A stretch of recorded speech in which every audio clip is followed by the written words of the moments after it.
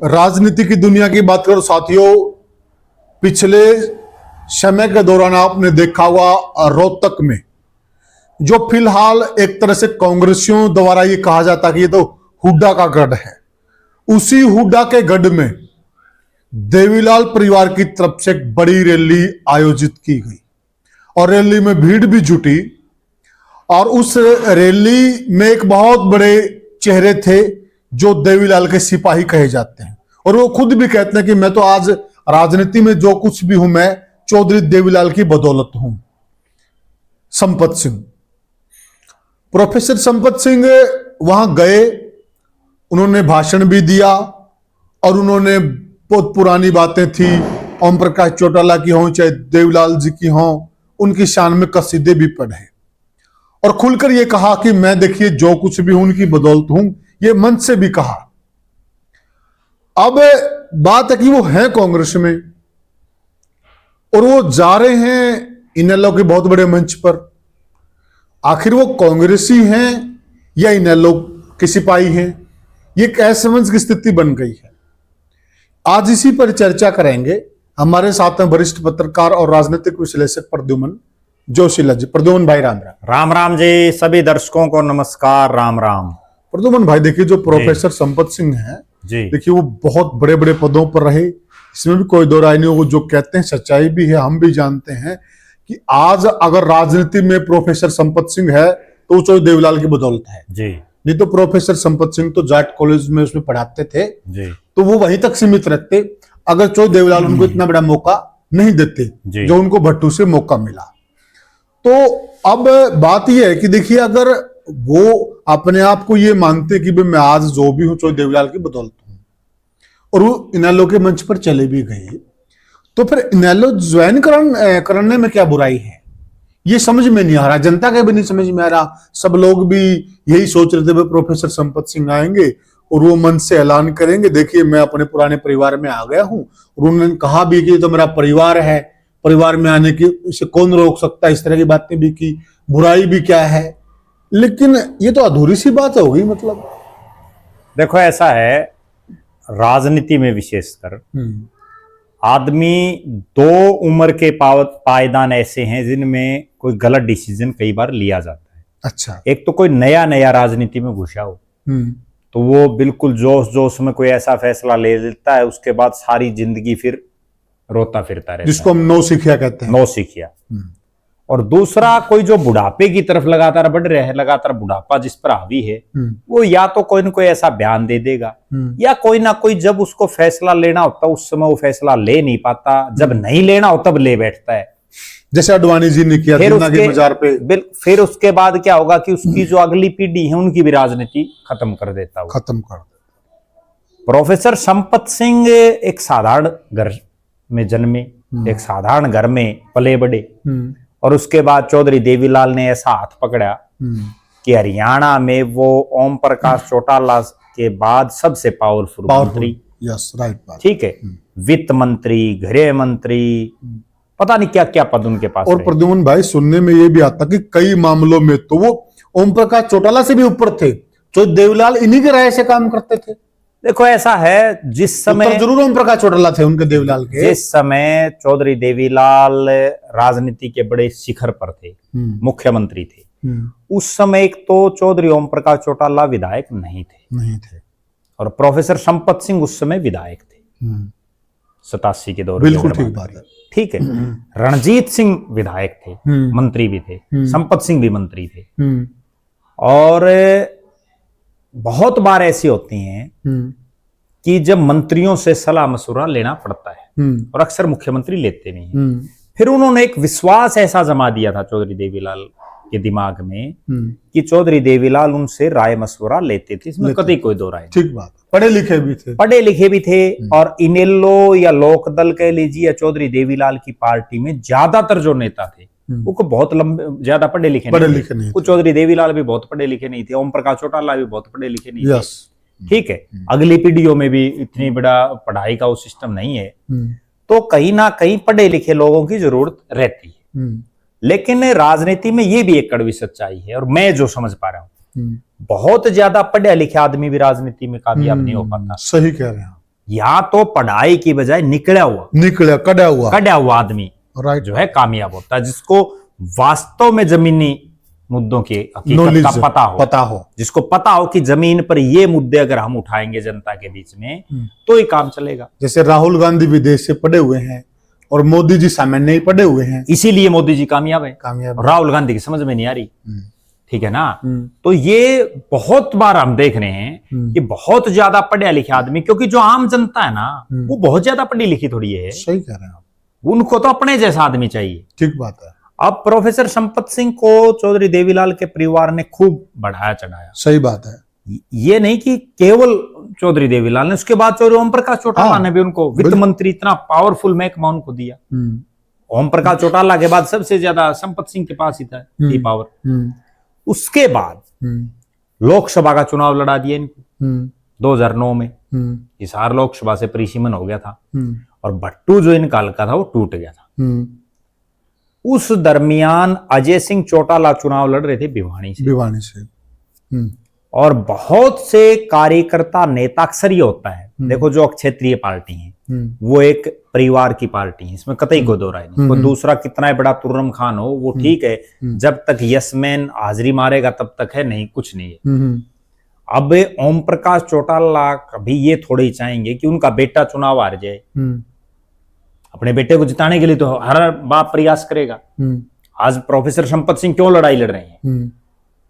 अपने लिए थोड़ी लड़ रहे हो, तो अपने बेटे को स्टेब्लिश करने के लिए लड़ रहे हैं, गौरव संपत सिंह को। और बेटे के साथ वही बन रही है कि प्रोफेसर संपत सिंह तो आम घर से निकल करके आया और बेटा जो है एक वीआईपी घर से निकल करके आया, वित्त मंत्री का बेटा, ठीक है ना। बेटा जो है बाहर पढ़ा, अब उसको यहाँ की नॉलेज थोड़ी ये है। ठीक, वही जो चीज 2009 में जिस चीज तो प्रिया कहीं नेताओं से गलती नहीं होती क्या? मतलब जो जमीनी नेता होते हैं ना, जब उनके पास जुगाड़ हो जाता है, जब वो अच्छे पद पर आ जाते हैं तो वो अपने बच्चों को विदेश में भेज देते हैं। वो बड़ी चूक साबित होती है। इस मामले में मैं आपको एक उदाहरण देता हूँ।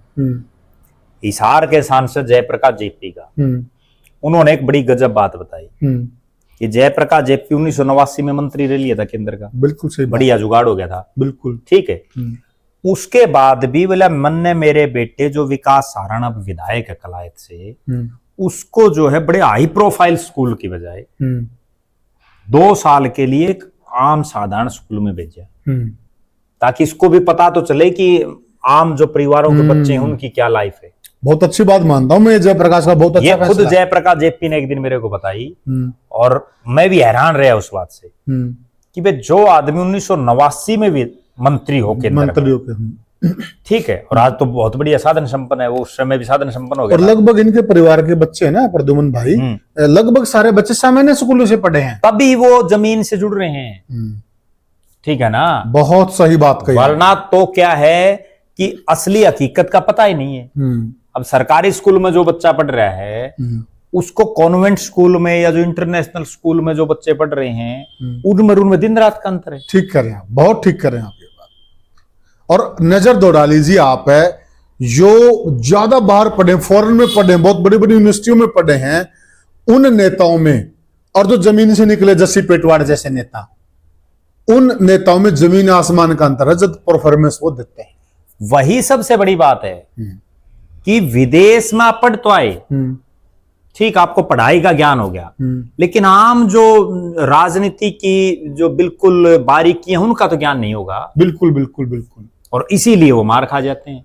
एक चुनाव तो पिता के नाम पर जीत भी जाते हैं कई, लेकिन अगला नहीं जीत पाते। फिर जो आम तकलीफ है ना आम जनता की, बिल्कुल उनसे वो रूबरू नहीं हो पाते, बिल्कुल, इसलिए वो मुद्दा ही नहीं उठा पाते वो। अब प्रोफेसर संपत सिंह ने जिस मुद्दे को लेकर के इन्हें लो छोड़ी, मुद्दा तो केवल ये था ना कि वर्कर जो है अजय सिंह चौटाला के चुनाव में चले गए। मैं थोड़ा सा 2009 का चुनाव, मेरी एक बार प्रोफेसर साहब से पर्सनल बात की थी, मैंने भी उनसे जानना था, हर एक लोगों के मन में जिज्ञासा, मैंने भी उनसे पूछा कि प्रोफेसर साहब आपने इन्हें लो क्यों छोड़ी जो आप कह रहे हैं। उन्होंने कहा कि सारे के सारे जो वर्कर थे, सारी टीम थी जो आप कह रहे हैं, वो भिवानी चली गई, लेकिन मैंने खुद ओम प्रकाश चौटाला को फोन करा। मैंने ओम प्रकाश चौटाला से कहा कि चौधरी साहब आप एक दिन मुझे दे दो, आप ठीक है भिवानी आपका बेटा चुनाव लड़ रहा है, जरूरी मैं मानता हूं, आप एक दिन मुझे दे दो, और मैं नजदीक हूं, फाइट में हूं मैं, और शायद 6,000 का अंतर 6,000 शारे थे। ठीक है, बात सच्ची भी है उनकी। 6,000 शारे थे। हाँ, बोला मैं फाइट में हूं और ये सीट अपनी निकलेगी पार्टी। तो बोला ओम प्रकाश चौटाला ने मेरे को पलट के ये जवाब दिया, जो मेरे मन में खटास आया उनके प्रति। ओम प्रकाश चौटाला ने कहा कि मुझे आपकी चिंता नहीं, मुझे मेरे बेटे की चिंता है। तो उनका ये कहना है, बट ठीक है, वो उनका बेटा था, मैं पार्टी का बेटा था, तो पार्टी भी तो मां होती है। बात ठीक है। हाँ, अब आप उसी एंगल से दूसरी बात आ जाओ।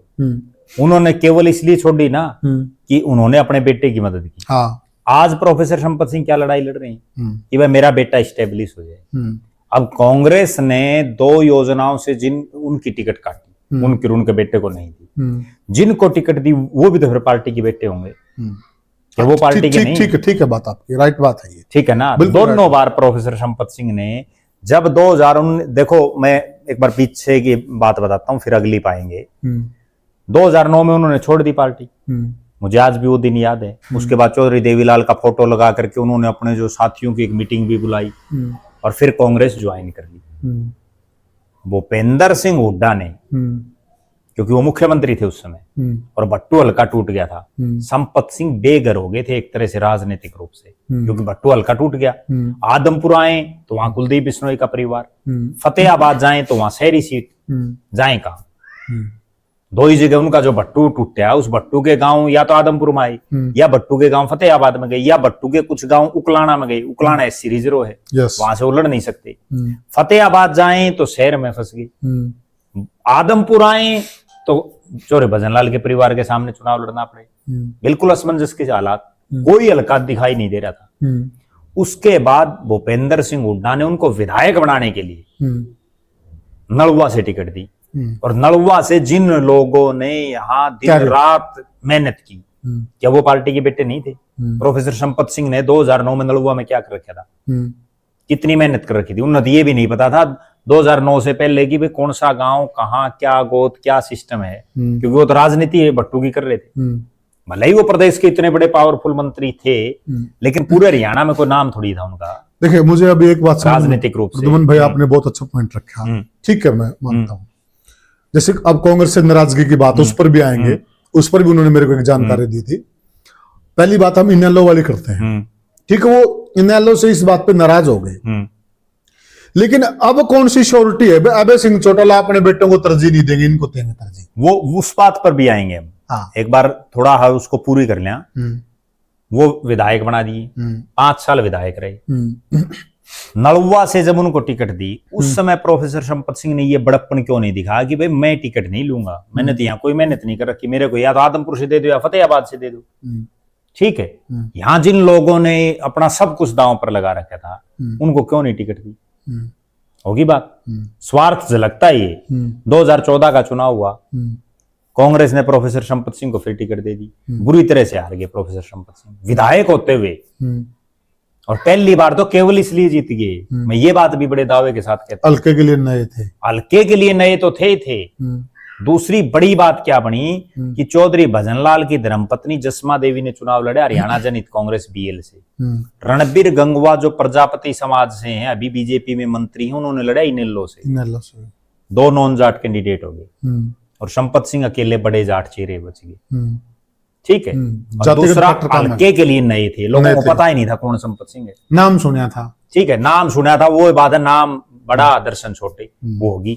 उसके बाद 5 साल बाद जब लोगों ने ये देखा ना, 5 साल में संपत सिंह ने क्या किया यहाँ, परिणाम तो बाद में दिया लोगों ने। पहली बार तो वो केवल इसलिए जीत गई इन हालातों की वजह से, और फिर जब 2014 में वो हारे, फिर आ गया 2019 का चुनाव, 19 में उनकी टिकट काट दी। टिकट काटने के बाद वो बीजेपी में चले गए।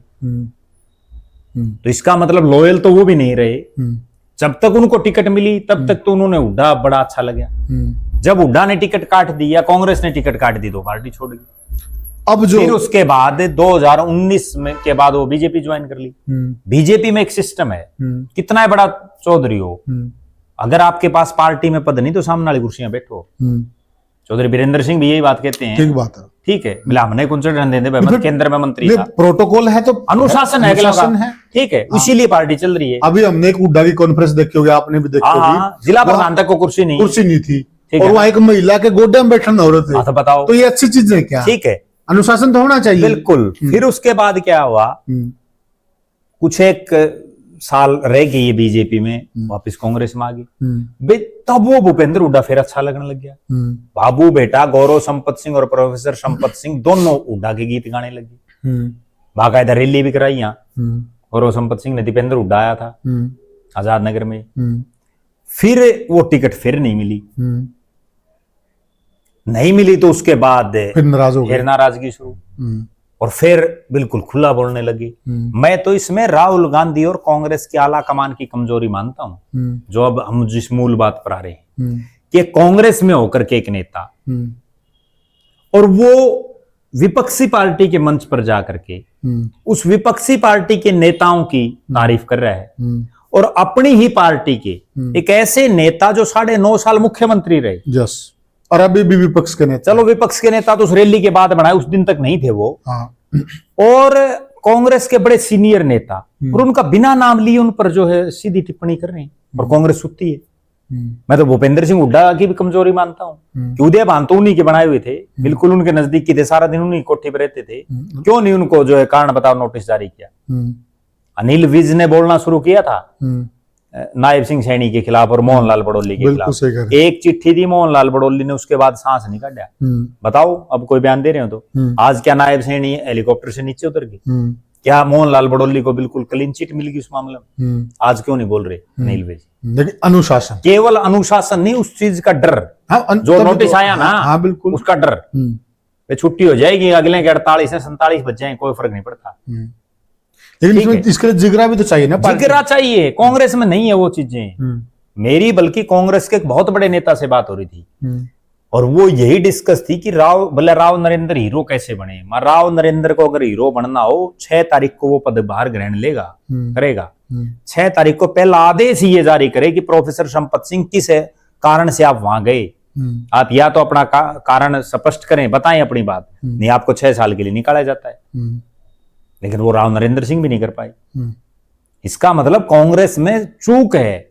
और जो रामनिवास घोडेला ने एक बात कही थी चुनाव हारने के बाद, वो मैं उसकी बात बिल्कुल 100% सही मान रहा हूं। उसने ये कहा था, जब उससे पूछा गया कि भाई आपकी जिन ने खिलाफत करी, आप उनकी कोई शिकायत करोगे क्या? वो बोले ये कांग्रेस है, किसी की शिकायत कर लो, कुछ नहीं होना। तो या कांग्रेस है, आड़े से बीजेपी है, नारे लगा दो। जब संपत सिंह इनेलो की प्रशंसा कर रहे थे, बीजेपी की कर दो, तो भी कांग्रेस को निकाले। कांग्रेस में तो ये हालात है, हिसार का एक नेता है। मैं एक बात और बताता हूं, कांग्रेस में ये हालात है, हिसार का एक नेता है, उसको उदय भान ने 6 साल के लिए निकाल दिया। अब वो शैलजार वीरेंद्र सिंह उनके प्रोग्राम हम जाने लग रहे, सबसे आगे झंडा ठहरे अगला। निकाल दो भाई।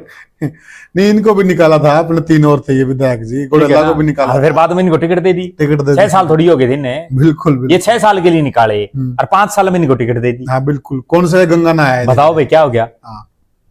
सही बात। इसीलिए तो कांग्रेस खत्म हो रही है। तो फिर एक और ना, अगर मान लो किसी को आपने निष्कासित कर दिया 6 साल के, फिर आप उसको ले रहे हो वापस, फिर लोग भी भरोसा करना बंद कर देते। भरोसा करते ही नहीं, यार नूरा कुश्ती है। तो बस इसीलिए तो कांग्रेस से लोग परेशान हैं। लोग बीजेपी का अल्टरनेट चाहते हैं, लेकिन उनको ये दिख रहा है ना, और है नहीं, करें क्या?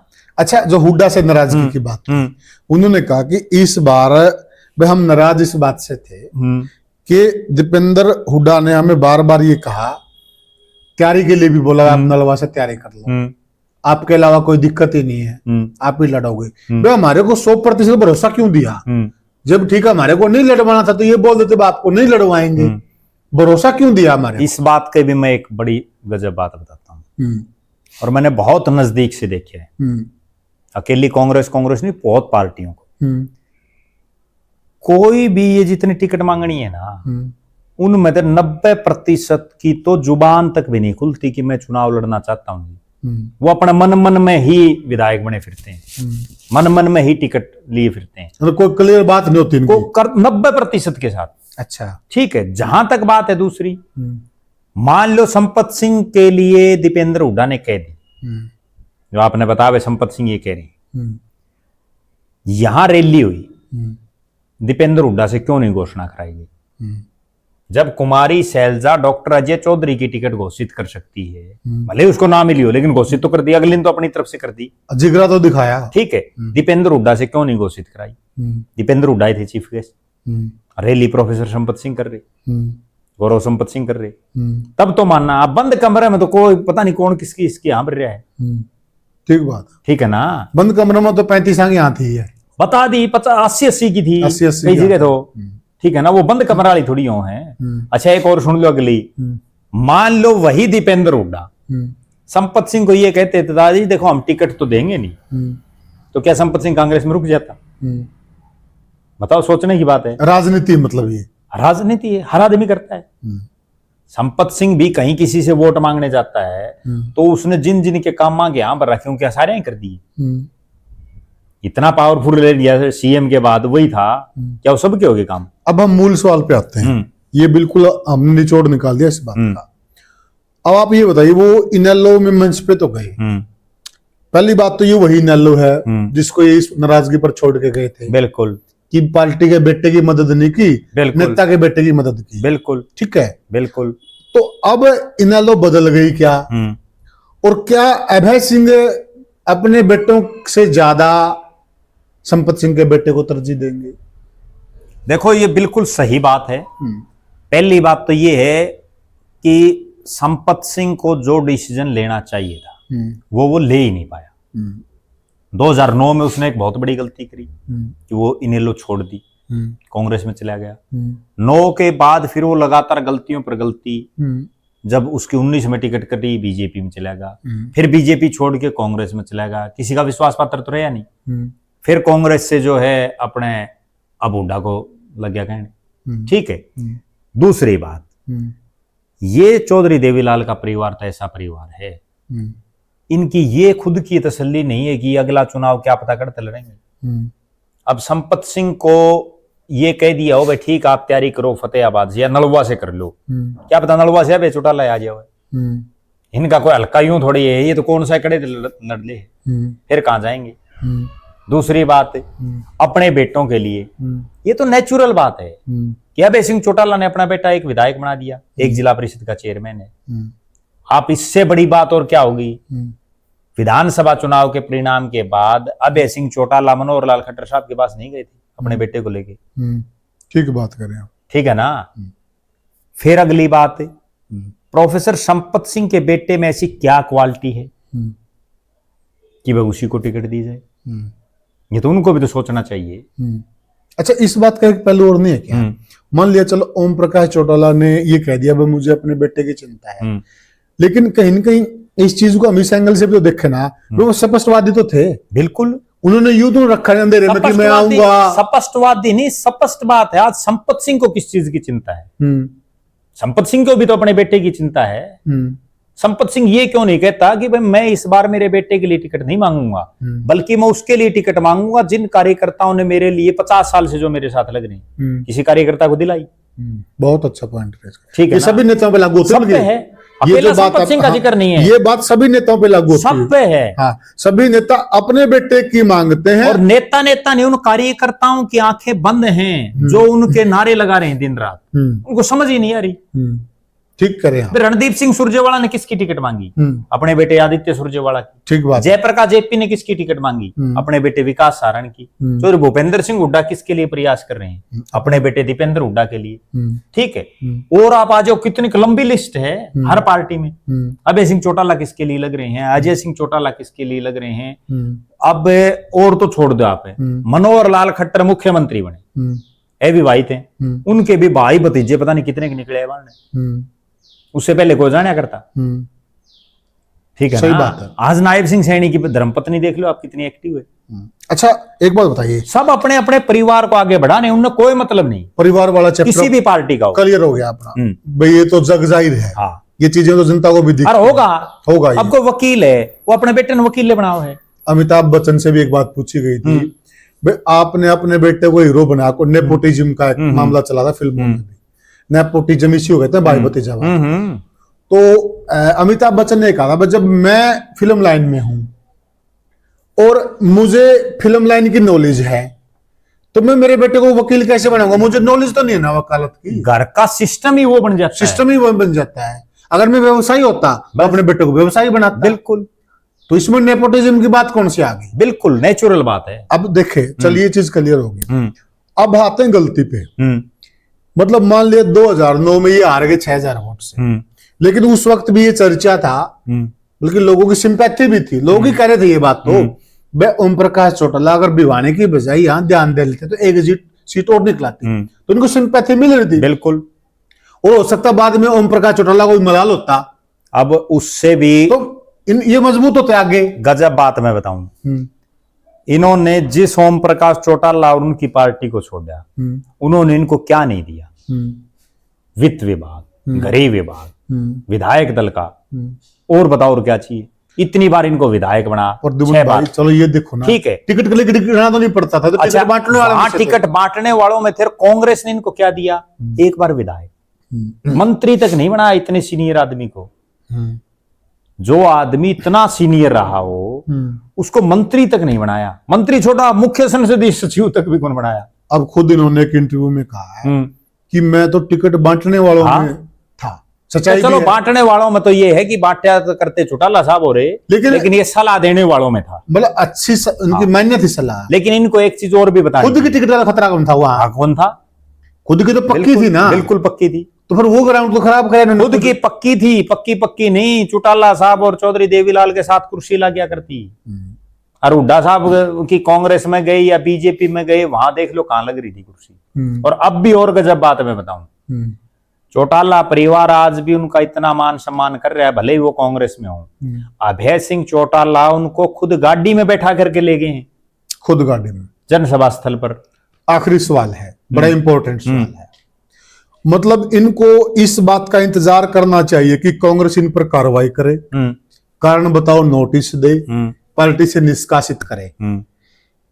इस चीज का इंतजार करना चाहिए, खुद नेलो में चले जाना चाहिए। देखो ऐसा है, अब ये चाहे कहीं चले जाओ, अब ये ना घर के रहे ना घाट के। अच्छा, अब इनेलो में जाने का भी कोई फायदा? अब इनेलो में चले जाओ। अब अभय सिंह चौटाला भी इनको वो वेट नहीं देंगे जो 25 तारीख को इनको मिलना चाहिए था, जिस प्रकार से गाड़ी में बैठा के लेके गए। क्यों? कारण बताता हूं आपने। उस समय तक ये था कि भाई कांग्रेस में पता नहीं क्या होगा, और अगर 25 तारीख को ये ज्वाइन कर लेते, पूरे हरियाणा में एक मैसेज जाता, भाई इतना बड़ा नेता आ गया। आज चाहे उसका कितना ही राजनीतिक वजूद हो, लेकिन पूर्व मंत्री, पूर्व विधायक रहा है, इसमें कोई दो राय नहीं, कई बार। 25 तारीख की रैली में से पहले अभय सिंह चौटाला बार बार ये दावा कर रहे थे कि बहुत बड़े बड़े नेता जो है इनेलो ज्वाइन करेंगे। कर रहे थे सार्वजनिक रूप से, कर रहे थे, नहीं करी। अगर ये कर लेते तो इनेलो का एकदम से ग्राफ और बढ़ जाता। अब क्या है, अब ये क्यों कर रहे हैं? उस समय तो अभय सिंह को जरूरत थी, अब कांग्रेस में इनका ठिकाना नहीं रहा, क्योंकि भूपेंद्र सिंह हुड्डा को विधायक दल का नेता बना दिया। जो भूपेंद्र सिंह हुड्डा, बड़ी कड़वी बात मैं बताता हूं, जब संपत सिंह उसका खासम खास था तब उसको टिकट नहीं दी, और आज जब इतनी आपस में खिंचातान हो रही है तो आगे टिकट लेने देगा? तो फिर क्यों है कांग्रेस में? इंतजार करने हैं भाई, किस दिन करूं ज्वाइन। क्योंकि कांग्रेस में तो देखो कितना ही जोर लगा लेना, जब कुमारी शैलजा डॉक्टर अजय चौधरी को टिकट नहीं दिला पाई तो संपत सिंह को कहां से दिला देगी? मान लिया, चलो ठीक है आपकी बात, अब ये इनेलो ज्वाइन भी कर लेंगे, फिर वो इज्जत मिल पाएगी जो 25 को मिलती? 25 को जो चीज होनी थी, अब ये कर लो चाहे वो चीज नहीं होगी, लेकिन रास्ते बंद हो गए। बाकी बीजेपी में जाके देख लिया, ठीक है, कांग्रेस में रह के देख लिया, आज भी कांग्रेस में है, ठीक है, कांग्रेस ने क्या दे दिया इनको। और इनेलो में अगर 25 को चले जाते तो ढूंढा पाटता। अब भी इनके पास एक दिन और है, अगर संपत सिंह का राजनीतिक दिमाग थोड़ा काम करे तो अब भी एक मौका और है इनके पास। अभी दिसंबर में चौधरी ओम प्रकाश चौटाला की पुण्यतिथि है, बिल्कुल, उस दिन भी ये अगर ज्वाइन कर लें, क्योंकि और तो कोई चारा ही नहीं, विशेष दिन है, वो विशेष दिन है। उसमें ये कह सकते हैं भाई जो चौटाला साहब की कमी वो भर तो हम नहीं सकते, लेकिन उसको पूरी करने की कोशिश करेंगे। ठीक बात है, मैंने उनके साथ काम किया है, तो उससे एक जो है सहानुभूति मिल जाएगी, क्योंकि ठीक है, हम ये मानते हैं कि हर राजनीतिक पार्टी को नेताओं की जरूरत रहती है, लेकिन एक अवसर होता है। अब 25 तारीख को एक अवसर था। अगर उस दिन वो मंच पर सुखबीर सिंह बादल बैठे थे, ओके, कविता बैठी थी सांसद, ठीक है, और भी पूरा हरियाणा बैठा था, हजारों लोग, और वहां प्रोफेसर संपत सिंह ये कहते कि भाई मैंने कांग्रेस छोड़ दी है, ठीक है, और मैं वापिस आ गया हूं अपने घर में, बाकी भी जो लोग हैं उनको भी लावांगे, वो भी आओ, वहीं से आह्वान करते, एक बड़ा मैसेज आता, हीरो बन जाते। और अभय सिंह भी एहसानमंद होते, बिल्कुल होते कि भाई आज विपरीत हालातों में हमारे साथ आए, अब तो मजबूरी में जाना है। बिल्कुल ठीक है ना, अब तो कांग्रेस में ऑप्शन नहीं बचा। सही बात। अब बल्कि और विशेष बात मैं बता दूं, वो कुछ ना कुछ उधेड़बुन उनके दिमाग में जरूर चल रही है, वरना तो वो ब्रिजेंद्र सिंह की यात्रा में भी दिखाई देते कहीं ना कहीं, वहां भी नहीं दिख रहे। सही कह रहे हैं आप, ठीक है ना, तो कुछ ना कुछ बड़ा होने की संभावनाएं नजर आ रही है, लेकिन फैसला जल्दी लेंगे तो फायदे में रहेंगे, फायदे में रहेंगे, एक राजनीतिक वजूद बचा रहेगा। बिल्कुल नहीं तो आज हालात ये कि घर के ना घाट के, कहीं के नहीं रहे, कहीं के नहीं रहे, ये कह सकते हैं आज। बिल्कुल।